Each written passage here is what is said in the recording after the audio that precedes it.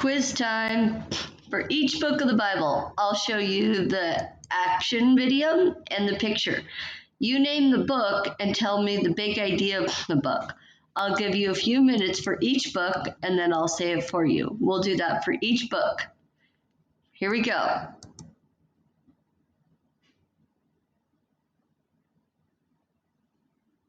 That was Genesis, the beginning of the world, the beginning of sin, the beginning of God's rescue plan, and the beginning of the nation of Israel.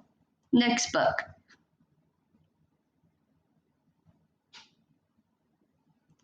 Exodus tells how God used Moses to lead his people out of Egypt where they had been slaves. Next book.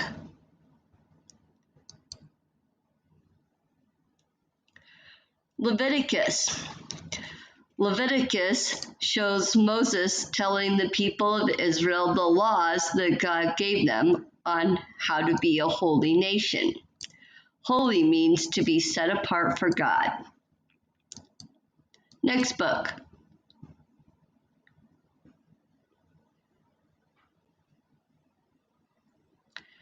That was Numbers. Wandering in the desert. The Israelites were wandering in the desert for 40 years because they wouldn't obey God's command to go into the promised land.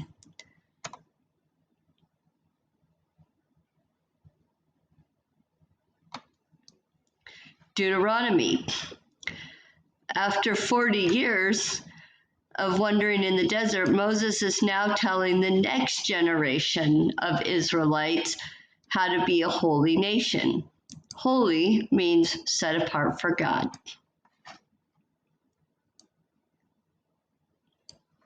Joshua, conquering the promised land.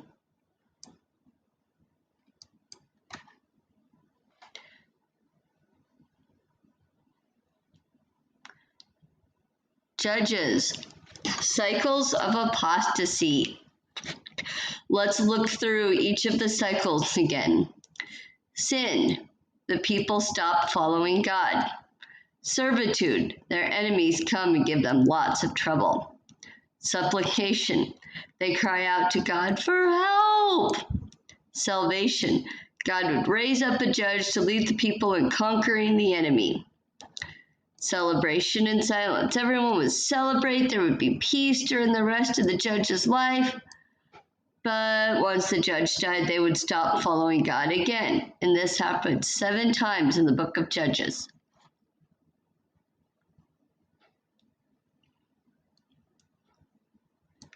Ruth is a love story. It's the start of a godly family who would produce a godly king.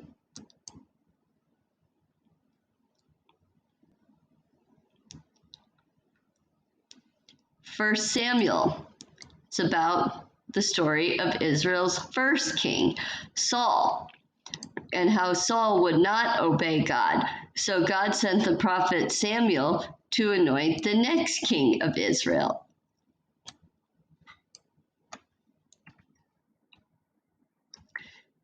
Second Samuel, the story of Israel's second king, David. David was known as a man after God's own heart. Our 11th book of the Bible is 1 Kings. It's about the 3rd and 4th kings of Israel, Solomon and Rehoboam.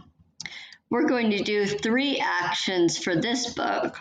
First, we'll make the sign for king, then one for the S sound and one for the R sound, like this.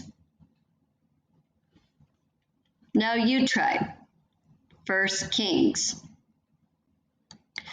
The book of 1 Kings is about these 2 kings. The 3rd king of Israel was Solomon.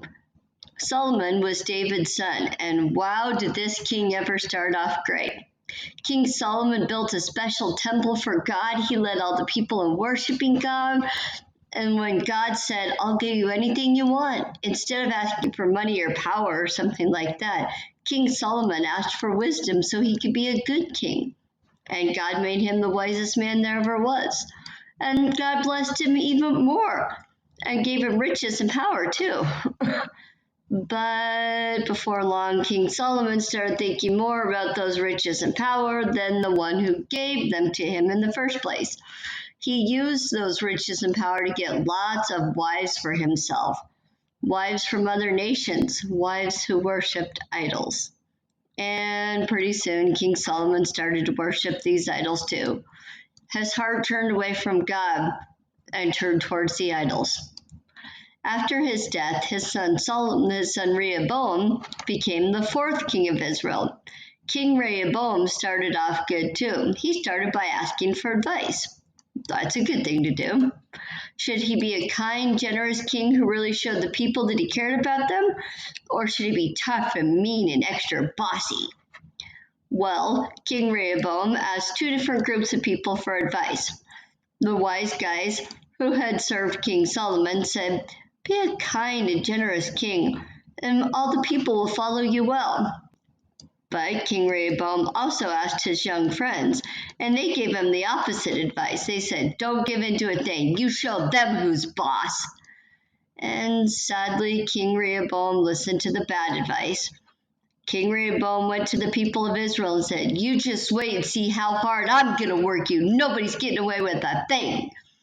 He was so tough on them that the people said, "Fine. If this is how you're going to treat us, you won't be our king."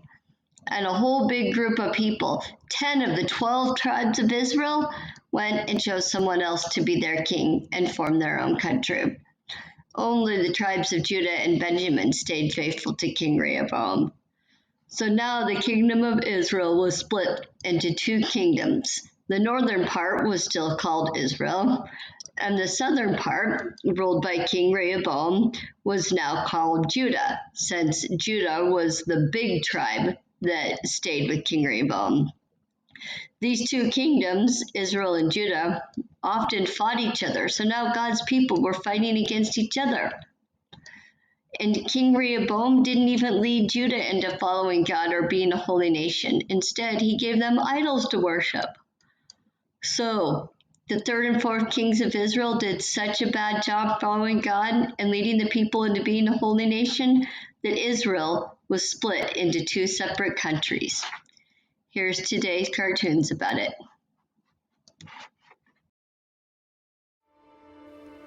King David's reign had come to an end, and Israel was ready for a new king. God told the priest Zadok and the prophet Nathan to go to David's son Solomon and anoint him king over all Israel. Solomon was very happy to be king. After he was crowned, he went to worship the Lord.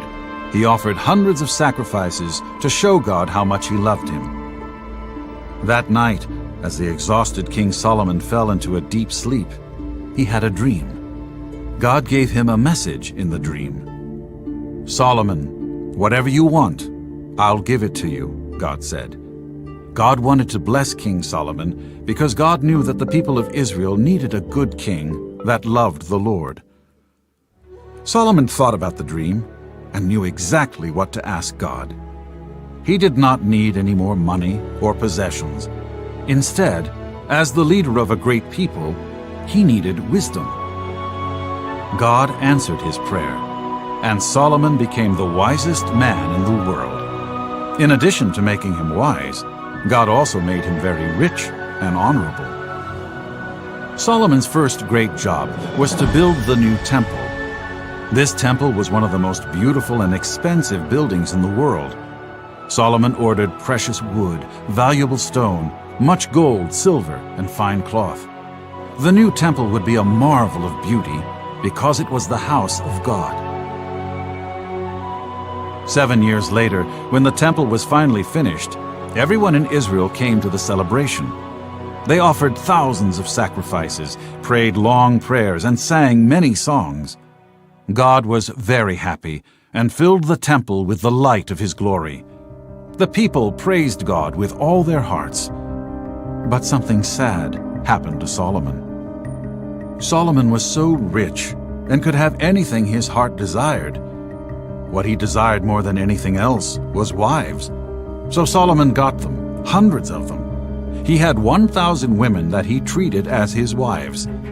Solomon disobeyed God as God said that a king should only have one wife. These new wives came from all over the world. They did not know the one true God and worshipped false idols. They turned Solomon's heart away from God, and soon Solomon started praying to these false gods as well. Disobedience became prevalent, and soon God's blessing on Solomon would be revoked. God punished Solomon and told him that his kingdom would be split in two.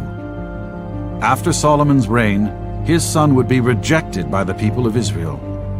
As wise as Solomon was, his wisdom, riches, and women brought him destruction, and God rejected him as king.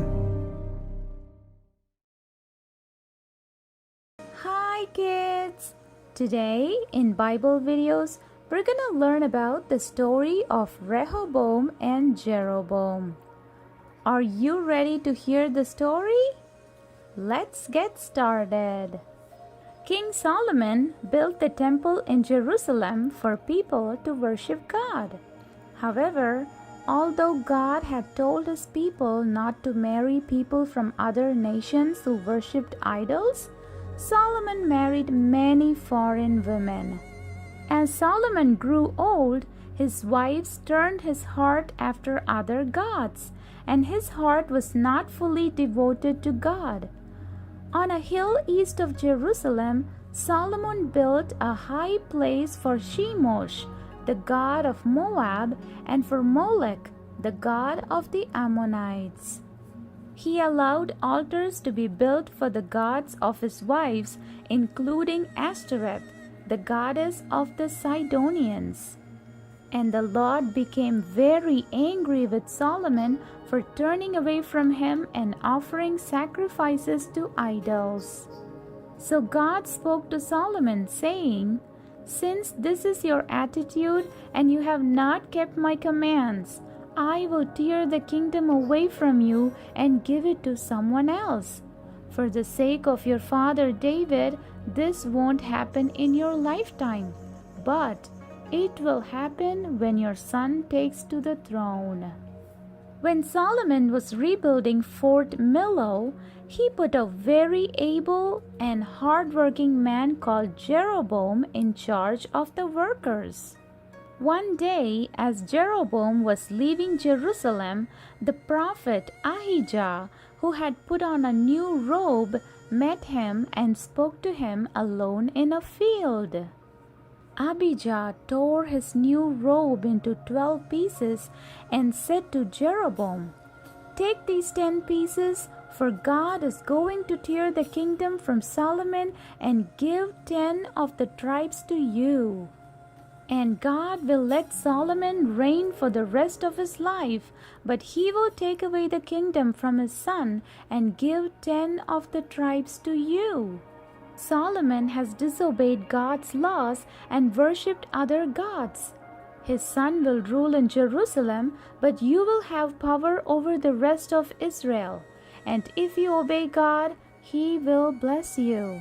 Solomon saw Jeroboam as a threat, and he tried to assassinate him. But Jeroboam escaped and fled to Egypt, where King Shishak protected him. And after a reign of 40 years, Solomon died, and his son Rehoboam became king. Friends of Jeroboam got a message to him in Egypt to let him know that Solomon was dead.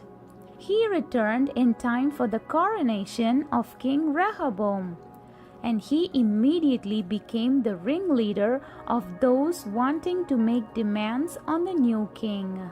The protesters saw Rehoboam and said, "Your father was a hard master, and we don't want you as our king unless you promise to treat us better than Solomon did." Hearing that, Rehoboam replied, saying, "Give me 3 days to think this over. Then come back for my answer." And so all the people left. Rehoboam went to the old men who had advised his father Solomon, and he asked them, "What do you think I should do?" And they replied, saying, If you agree to be good to them and serve them well, you can be their king forever." But Rehoboam ignored their advice. Instead, he turned to the young men he had grown up with for their views. And they said, "Tell them, if you think my father was harsh on you, well, I'll be harsher. My father used whips on you, but I'll use scorpions."